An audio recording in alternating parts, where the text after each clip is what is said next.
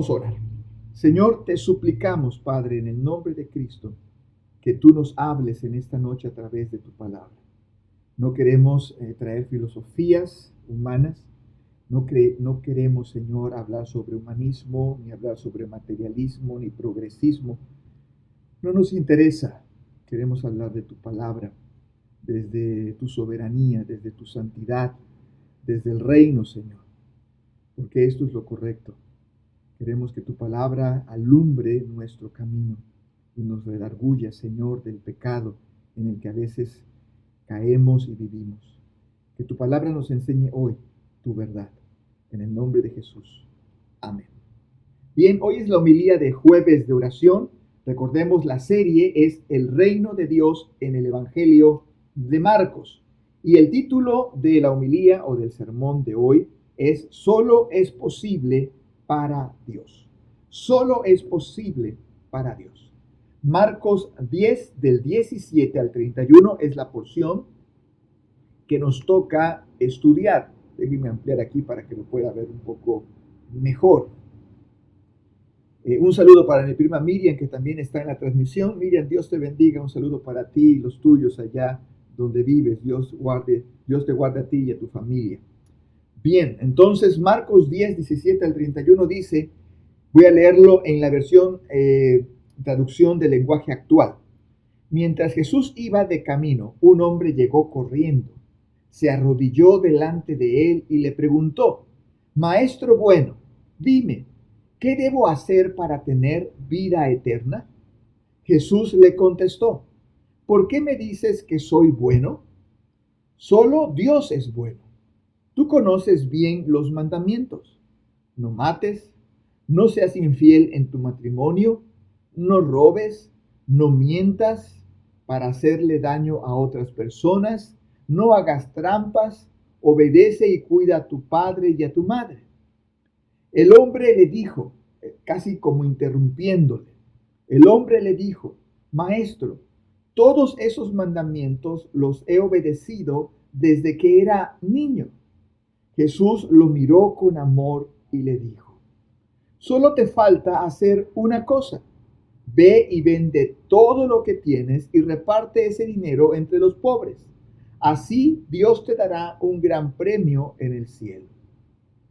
Después de eso, ven y conviértete en uno de mis seguidores. Al oír esto, el hombre se puso muy triste y se fue desanimado porque era muy rico. Jesús miró a su alrededor y dijo a sus discípulos, es muy difícil que una persona rica acepte a Dios como su rey. Los discípulos se sorprendieron al oír eso, pero Jesús volvió a decirles, amigos, es muy difícil entrar en el reino de Dios. Es más difícil que un camello pase por el ojo de una aguja que una persona rica entre en el reino de Dios. Los discípulos se sorprendieron mucho al oír lo que Jesús dijo y comentaban entre ellos, entonces, ¿quién podrá salvarse? Jesús los miró y les dijo, para los seres humanos eso es imposible, pero todo es posible para Dios. Pedro le dijo, recuerda que nosotros hemos dejado todo lo que teníamos y te hemos seguido. Jesús les respondió, les aseguro que quien haya dejado algo por seguirme y por anunciar las buenas noticias, recibirá su premio. Si dejó a sus hermanos o hermanas, a su padre o a su madre, a sus hijos, su casa o algún terreno, recibirá en esta vida 100 veces más casas, terrenos y familiares, aunque también será maltratado por sus enemigos. Y cuando muera, vivirá con Dios para siempre. Pero muchos ahora que son importantes serán los menos importantes, y muchos que ahora no son importantes serán los más importantes. Qué tremendo texto, y decidí ponerlo en la versión del lenguaje actual porque me parece que queda mucho más claro lo que Jesús está tratando de decirle a sus discípulos y a este joven del cual no conocemos su nombre y que también está tratando de decirnos a nosotros. El hombre a lo largo de la historia ha cometido dos grandes errores, pero tremendos errores. Después de que Adán peca, el hombre ha insistido en estas dos cosas que son totalmente equivocadas, son absurdas, no sirven de absolutamente nada, pero sin embargo reiteradamente volvemos a ellas creyendo que alcanzamos algo. ¿Cuál es la primera? Uno, creer que es bueno y que Dios debe admirar su bondad y sus logros. El ser humano es así. El ser humano vive bajo la creencia de que es bueno. ¿Cuántas veces hemos escuchado a personas decir, yo no le hago mal a nadie? Bueno, puede ser cuestionado, no vamos a cuestionarlo, pero podría ser cuestionado. Pero no es un argumento válido en el reino de Dios. Y dos, el segundo error, construir dioses a su medida, de tal forma que al verse ante ese Dios, Dios con minúscula, pueda creer que ha alcanzado la medida correcta de aceptación por parte de su deidad. Es decir, el hombre quiere ser aceptado por Dios y entonces crea un Dios que lo pueda aceptar tal y como es. Esa es uno de los grandes errores de la teología progresista y del pensamiento progresista contemporáneo en la sociedad moderna. Es decir, yo puedo crear una deidad que se complazca de mí. Eso es un absurdo, pero es un pensamiento recurrente en la actualidad. El hombre siempre ha creado dioses que lo hagan sentir bien y hoy día no es la excepción.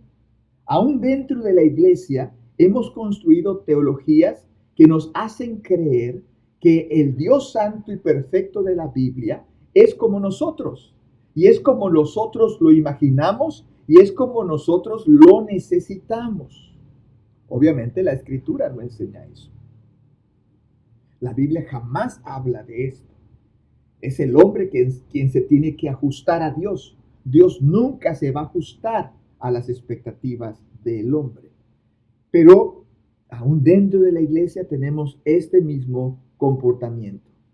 Tristemente, y seguimos en la introducción, tristemente, el ser humano no se da cuenta de su error, sino hasta que, después de su muerte, termina preso en la cárcel del infierno. Y ahí ya no hay oportunidad alguna de arrepentimiento. Es decir, cuando nuestro espíritu y nuestra alma salen de nuestro cuerpo, por más que clamemos por perdón, ya no podemos ser perdonados. La Escritura es muy clara en esto. Muy posiblemente más adelante hagamos una serie de sermones sobre estos principios porque creo que son fundamentales y son necesarios que los entendamos. Es decir, la condición para que un ser humano sea perdonado es que su espíritu y su alma deban de estar en el cuerpo que Dios le dio. Y tristemente muchos seres humanos se dan cuenta de su gran error cuando ya no es posible alcanzar salvación y arrepentimiento. Hoy hablaremos de esto y buscaremos que la santa palabra de Dios exhiba nuestro pecado y exhiba nuestro error y podamos volvernos con prontitud a los brazos de nuestro Padre. Punto número 1. Vamos bien, tenemos tiempo. La autosuficiencia humana. Y vamos a volver a leer del verso 17 hasta el verso 21. ¿Ok? Lo puedes buscar ahí en tu Biblia. Siempre que estemos en la transmisión, yo te invito a que tengas tu Biblia en la mano. Estamos en el Evangelio de Marcos, capítulo 10, y vamos a leer del verso 17 al verso 21. Mientras Jesús iba ¿de camino a dónde? ¿Recuerdan? De camino a la cruz. Él va de camino a la cruz. Un hombre llegó corriendo, se arrodilló delante de él y le preguntó: Maestro bueno, dime, ¿qué debo hacer para tener vida eterna? Verso 18. Jesús le contestó: ¿por qué dices que soy bueno? Solo Dios es bueno. Tú conoces bien los mandamientos. No mates, no seas infiel en tu matrimonio, no robes, no mientas para hacerle daño a otras personas, no hagas trampa, obedece y cuida a tus padres y a tu madre. Y ahí pareciera que el joven interrumpe a Jesús porque Jesús no termina de mencionar los mandamientos. Y el hombre le dijo, Maestro, todos esos mandamientos los he obedecido desde que era niño. Es decir, no tienes que decirme eso porque yo ya lo sé. Jesús lo miró con amor. Jesús lo miró con ternura. Es como cuando llega uno de nuestros hijos y trata de dorarnos la píldora, ¿no? Y nosotros, por nuestra experiencia, los vemos y decimos, ay,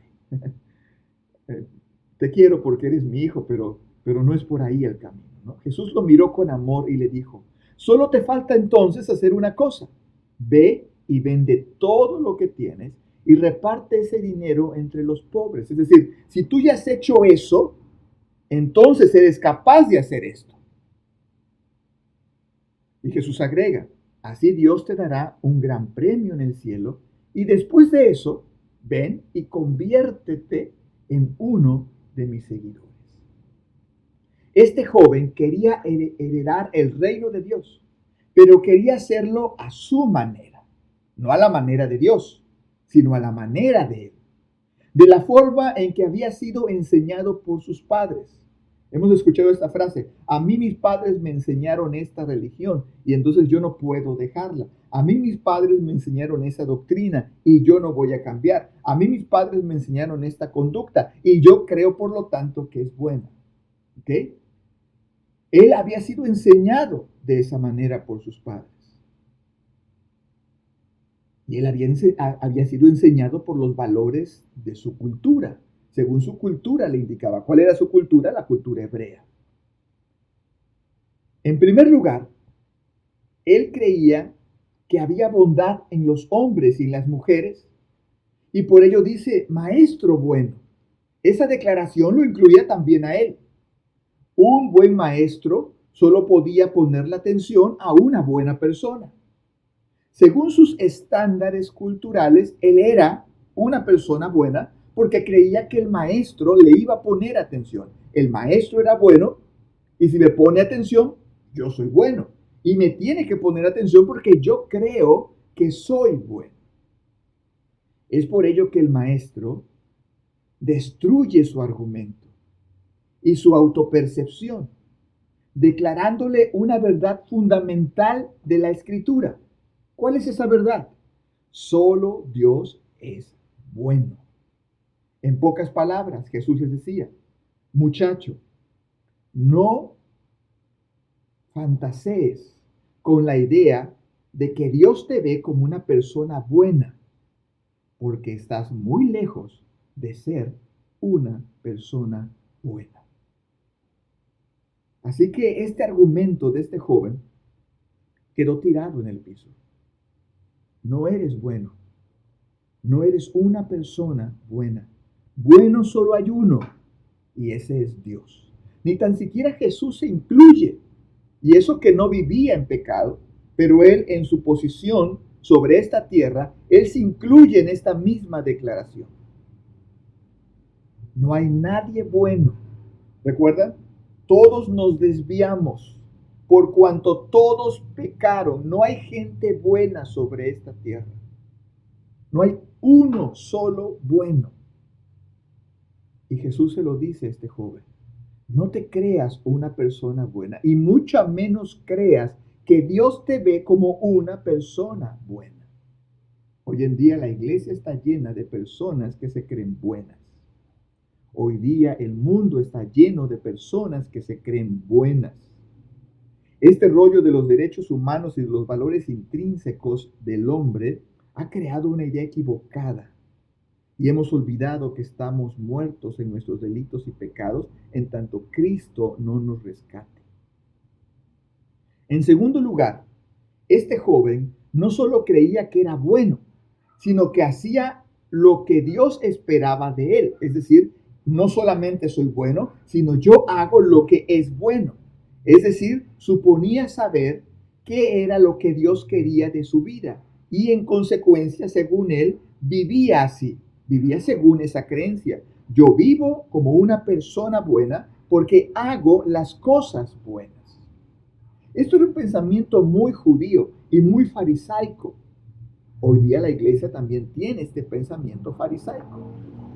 Nos creemos buenos porque nunca dejamos de ir los domingos, porque siempre estamos participando, porque no nos emborrachamos, porque no bailamos o porque no fumamos. Pero a veces somos mal hablados, o a veces tenemos rencor en nuestro corazón, o a veces tenemos un gran orgullo en nuestra vida o soberbia. Y olvidamos esto. Oseas 6:5 dice así: ustedes me traen ofrendas, pero eso no es lo que quiero. Lo que quiero es que me amen y me reconozcan como su Dios. Es decir, Dios le estaba diciendo al pueblo de Israel a través de la profecía de Oseas: no crean que porque hacen lo que es bueno, son buenos. Porque aunque hacen lo que es bueno, no me aman y no me obedecen. Este joven había olvidado esta cita. Él debía de conocer la cita de Oseas 6:5, que seguramente le habían enseñado para su ceremonia, aquella ceremonia que se llama hijos de la ley o bar mitzvah, ¿no? Que se celebra o celebran los varones judíos a los 12 años. Él se creía bueno, como muchas personas sobre esta tierra, porque hacen, y digo hacen entre comillas, lo que es bueno entre comillas, según el estándar de nosotros mismos, no el estándar de Dios. En tercer lugar, este joven desconocía que los puentes que había construido según él para acercarse a Dios le eran insuficientes, pues mientras que no tomara el camino correcto, siempre le faltaría una cosa. Aunque fuera una persona altamente moral, siempre le faltaría una cosa. ¿Qué? Seguir a Jesús. Y seguir a Jesús tiene una implicación muy clara. Vivir como Él enseña que debemos de vivir. Juan 14:6 dice así: Jesús les dijo: yo soy el camino y la verdad y la vida, y nadie viene al Padre sino por mí. Nadie puede ir a Dios si no es a través de Jesús. Muchos hoy, como este joven, nos creemos buenos, moralmente buenos, religiosamente buenos y hasta teológicamente buenos. Pero como este joven, también nos falta algo. ¿Saben qué es? Seguir a Jesús. Nadie es lo suficientemente bueno como para construir su propio camino a Dios. Qué tremenda lección le dio Jesús a este muchacho. Él creía que era una buena persona. Él creía que era moralmente bueno. Él creía que era una persona que cumplía con las normas sociales, que cumplía con las normas religiosas y que eso lo hacía una persona que era aceptada por Dios. Y Jesús le dice: no fantasees con ello, porque no es verdad. No es verdad. Hay sentencia de muerte sobre ti. Y nosotros lo olvidamos también. Punto número 2. Solo es posible para Dios. Y vamos a leer del verso 22 hasta el verso 27 de Marcos capítulo 10. Al oír esto, el hombre se puso muy triste y se fue desanimado. Es decir, no recibió aplausos, recibió una sentencia de muerte, porque era muy rico. Jesús miró a su alrededor y le dijo a sus discípulos: es muy difícil que una persona rica acepte a Dios como su rey. Los discípulos se sorprendieron al oír eso, pero Jesús volvió a decirles: amigos, es muy difícil entrar al reino de Dios. Es más fácil que un camello pase por el ojo de una aguja que una persona rica entre en el reino de Dios. Los discípulos se sorprendieron mucho al oír lo que Jesús dijo y comentaban entre ellos: entonces, ¿quién podrá salvarse? Jesús los miró y les dijo: Para los seres humanos es imposible, pero todo es posible para Dios. Déjenme hacer una aclaración aquí antes de explicar este punto. Es muy posible que este muchacho fuese hijo de un líder religioso en Israel. Posiblemente era un hombre moralmente piadoso y seguramente sí estaba cumpliendo las expectativas de su religión. Y seguramente ese muchacho, cuando llegara a tener 40 años, muy posiblemente hubiera sido candidato, o seguramente a lo mejor lo fue, candidato para el Sanedrín, un grupo de 70 hombres piadosos, me parece que eran 70, que regían, eran como los senadores judíos, ¿no? Ellos gobernaban sobre Israel de una manera específica a partir de la religión. Y solamente los muy piadosos podían llegar a ser miembros del Sanedrín. Y este muchacho seguramente la gente lo veía y decía, seguramente este joven, cuando sea un adulto, va a ser miembro del Sanedrín. Era reconocido en la población. Por eso que estos discípulos de Jesús se quedaron con la boca abierta. Si él no puede heredar el reino, ¿qué esperanza tenemos nosotros? Esto es algo que debemos entenderlo para comprender mejor el texto. ¿Ok? Así que solo es posible para Dios. Punto número 2. El ser humano es incapaz, dice Jesús, de salvarse a sí mismo del lago de fuego.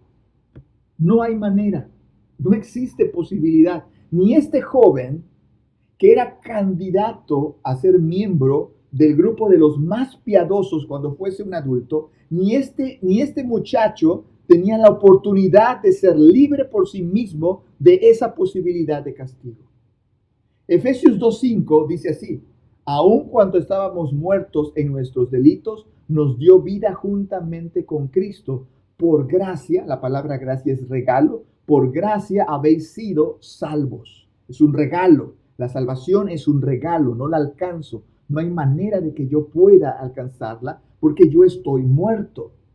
Si tú vas al panteón y vas a una tumba y abres la tumba y expones el cadáver y le dices al cadáver que vaya por favor, los que conocen el Panteón Jardín aquí en Veracruz, que vaya por favor con el dinero que has puesto a un lado de su ataúd, que vaya por favor a la máquina de refrescos que está a la entrada y te traiga una soda, ese muerto no lo va a poder hacer.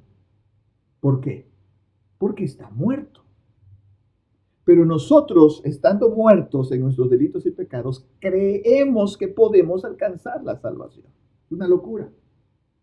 Romanos 6:23 dice, porque la paga del pecado es muerte.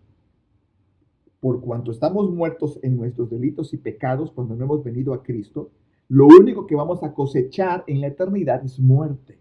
Es el lago de fuego, dice la Escritura, la segunda muerte. Jesús anuncia a sus discípulos dos grandes verdades aquí. Primero, que aquel que atesore la vida sobre esta tierra jamás podrá desear la salvación y la vida que como regalo Dios nos da en Jesús. Vuelvo a repetirlo. Lo que Jesús está diciendo a sus discípulos aquí es esto, que aquel que atesore la vida sobre esta tierra jamás podrá desear la salvación y la vida que como regalo nos da Dios en Jesús. No es posible. Lo estamos enseñando con Primera de Juan los domingos. No podemos amar a Dios y al mundo. No se puede. No hay manera. Quien pretende enseñar tal cosa está enseñando herejía. La Biblia no lo enseña así. No podemos servir a Dios y vivir como aquellos que no aman a Dios. No se puede. Y Jesús les da esta lección a sus discípulos. En segundo lugar, el maestro nos deja claro que solo es Dios quien puede hacer que una persona que está muerta en sus delitos y pecados reciba como regalo salvación y entonces venga a la vida que Él le da. Tontamente creemos que podemos alcanzar por nuestros méritos religiosos la vida eterna, pero ello es falso, pues quien así procede es porque aún ama la vida sobre esta tierra. A estos, a los que aman la vida sobre esta tierra, Jesús les llama ricos, es decir, aquellos que menosprecian el camino que Dios construyó en Jesús para que los suyos alcanzaran salvación. Estos son los ricos, los importantes, que dice Jesús al final del texto, que no lo vamos a estudiar hoy, sino lo vamos a estudiar esa parte la próxima semana, porque tiene una riqueza maravillosa que debemos de comprender, ¿no? Quien ama la vida sobre esta tierra no está dispuesto a renunciar a lo que desea y a lo que sueña, pues le parece lo más maravilloso, y entonces finge ante sí mismo que él, al mismo tiempo, busca la justicia de Dios y los tesoros de esta tierra. De estos ricos está llena la iglesia hoy día. Estos que se han quedado en el redil del buen pastor porque les han dicho que Dios tiene un plan maravilloso para su vida, o les han dicho que Dios quiere prosperarlos y enriquecerlos, que dado que hay bondad intrínseca en su propia naturaleza, sin duda Dios les ama y sin arrepentirse de nada, tienen el derecho de ser llamados hijos de Dios. Eso es lo que enseña la teología progresista. Tú estás bien. Dios te ama porque Él te hizo y tienes un valor intrínseco que cuando Dios te ve, se enamora de ti y dice cuánto potencial hay en este ser humano. La Biblia no enseña eso. Cuando Dios nos ve, antes de venir a Cristo, ve a una persona muerta en sus delitos y pecados. Y cuando ve a una persona salva, ve a alguien que por pura misericordia divina está en la posición que está. Pero hoy la teología progresista quiere hacernos creer que Dios nos ve y Facebook está lleno de eso. Dios ve un potencial maravilloso para ti. Cuando Dios te ve, cuando Dios te creó con un potencial grande y maravilloso. La Biblia no habla de esto. Eso es humanismo, eso es progresismo, eso es materialismo. Estos ricos han olvidado que la bondad no es suficiente. Se requiere pasar por la puerta estrecha, disponerse a caminar por el camino estrecho y entonces en esa incomodidad sobre esta tierra, seguir sin condiciones al Maestro. Eso es lo que enseña la Escritura. Quizá si enseñamos el Evangelio de la Biblia, como lo declara la Biblia, los templos no estarían tan llenos como lo están. Pero estarían llenos de gente salva, por la gracia de Jesús. Solo Dios puede hacernos personas salvas. Nosotros no somos capaces de mover ni un dedo para alcanzar la salvación. No solamente no podemos, no queremos. Si Dios no produce el querer, nosotros no venimos al arrepentimiento. Además, nuestro Padre no necesita nuestra ayuda. Él ha provisto en Jesús todo lo necesario para que los suyos sean salvos. El joven no lo sabía. Y nosotros lo sabemos y lo hemos olvidado. Quizá porque nos los han enseñado mal o porque no hemos querido aprender bien. Juan 17:11 dice, cuando estaban con ellos en el mundo, yo los guardaba en tu nombre. A los que me diste, yo los guardé y ninguno de ellos se perdió. Es Dios. Dios le da a Jesús a aquellos que hoy deben de ser salvos. Pero es gracia divina. No hay bondad intrínseca en nosotros.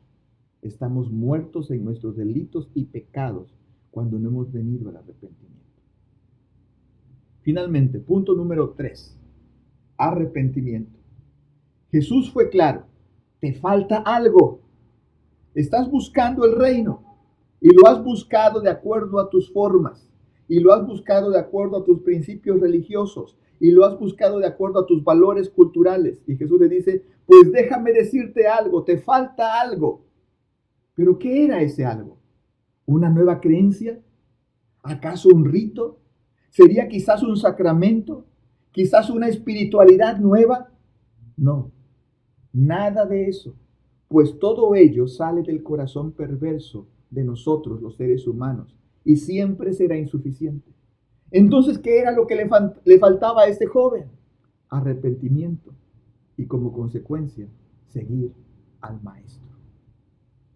Has hecho según todo. Pero Jesús comienza demostrándole que en realidad no estaba guardando ni tan siquiera la ley, porque si hubiera entendido el corazón de la ley, podría vender todo para darlo a los pobres, pero ni tan siquiera eso lo hacía de manera correcta. ¿Por qué? Porque estaba muerto en sus delitos y pecados. El Evangelio no son solo buenas noticias de Dios, también tiene implícito una mala y muy mala noticia. Quien no se vuelve en arrepentimiento y contrición no puede recibir la salvación y heredar el reino de Dios, por más moral que sea. Al contrario, quien no se arrepiente de sus pecados y cambia de vida, le espera el lago de fuego, que es la muerte segunda, según nos enseña la Escritura. Lo que Jesús le estaba diciendo a este joven: si tú no te arrepientes y me sigues, por muy bueno que te sientas, por muy moral que seas, por muy cumplidor de tus normas religiosas, te espera un lago de fuego. No se trata de cambiar de religión. No se trata de ser morales, de ser personas espirituales, de ser gente religiosa o de estar en la religión correcta, si tal cosa existe. Se trata de arrepentimiento. Hebreos 12:13 dice: seguid la paz con todos y la santidad, sin la cual nadie verá al Señor. Nadie. A quien no se le imputa la santidad de Dios por medio del arrepentimiento y la justificación por medio de Jesús, no puede ver a Dios cuando muera. Por muy moral que haya sido, aunque haya dado su vida por otros, no heredará el reino de Dios. Solo Dios nos hace salvos y solo Él nos hace santos para sí. Este joven lo había olvidado, pues creía que su bondad, su religión y su moral le eran suficientes. Hoy muchos están en la misma condición.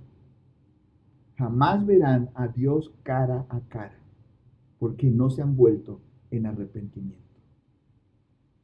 Mateo 7:21 al 23 dice: no todo aquel que me dice, Señor, Señor, entrará en el reino de los cielos, sino el que hace la voluntad de mi Padre que está en los cielos.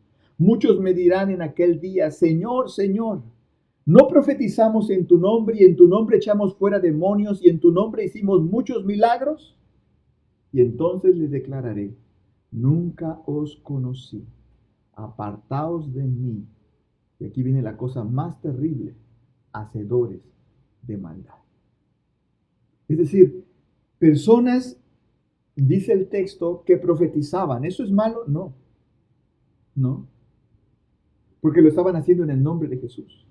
Y echaban fuera demonios. ¿Eso es malo? No, lo estaban haciendo en el nombre de Jesús. Y estaban haciendo milagros. ¿Eso es malo? No, porque lo estaban haciendo en el nombre de Jesús. Pero no estaban arrepentidos de sus pecados.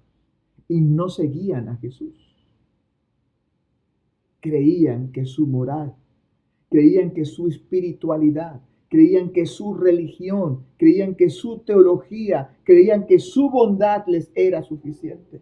Y Jesús les dice: aunque hacían cosas buenas, lo hacían con un corazón perverso, porque solo el corazón renovado a través de la obra de Jesús es un corazón santo.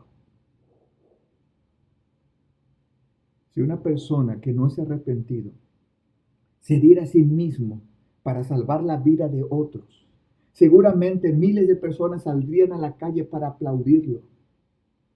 Pero ¿sabes una cosa? Iría al lago de fuego. Porque aunque hizo algo bueno, su corazón sigue muerto en sus delitos y pecados. Y esa bondad, y esa piedad, y esas buenas acciones nunca, jamás, dice la Escritura, son suficientes. Creer que se es bueno Y hacer lo bueno nunca es suficiente si no pasamos primero por la experiencia del arrepentimiento, tal y como lo define la Biblia, no como nosotros pretendemos que sea. Vamos a tratar de aprender algo en esta noche. ¿Qué es lo que podemos aprender? No seamos como este joven. No confiemos en que somos buenos. Ello no es suficiente. No dudo que tú seas una persona buena, pero no es suficiente. No seamos de esos ricos que viven atados a la forma de vida de esta tierra, amando esta tierra y creyendo que lo único que existe es lo que hay en esta tierra y que lo único que vale es lo que hay en esta tierra. Mejor, si no lo hemos hecho aún, roguemos a Dios que nos lleve a los brazos de Cristo y provoque en nosotros un arrepentimiento genuino. Pues si no pasamos por ahí, jamás podremos ver a Dios cara a cara el día de nuestra muerte. Y nos espantaremos y diremos, Señor, yo fui bueno. Y Él nos va a decir, apártate de mí, porque actuaste con maldad. Y no hay forma. Y no hay forma. Cada vez que yo veo a estos atletas, actores, actrices, cantantes, que mueren sin Dios y les hacen grandes homenajes y les aplauden sus talentos, yo siempre tengo una frase en mi mente que a veces la digo con mi boca y algunas personas me escuchan. Yo siempre digo, menudo lío en el que están metidos ahora. Menudo lío en el que están metidos ahora. Porque no pueden salir de la cárcel, del infierno, y les espera el lago de fuego después del juicio final. No seamos de esos. Volvámonos a Dios. No seamos como este joven que amaba la forma de vida de esta tierra y que solamente creía ser bueno porque era piadoso, creyendo que esa piedad le era suficiente. No seamos de eso, porque un lago de fuego nos espera si confiamos en nuestra bondad, si confiamos en nuestra teología, si confiamos en nuestra religión, si confiamos en que hay en nosotros un valor intrínseco, que Dios al verlo se va a derretir de amor por nosotros. La Biblia no enseña así. La Biblia no habla así.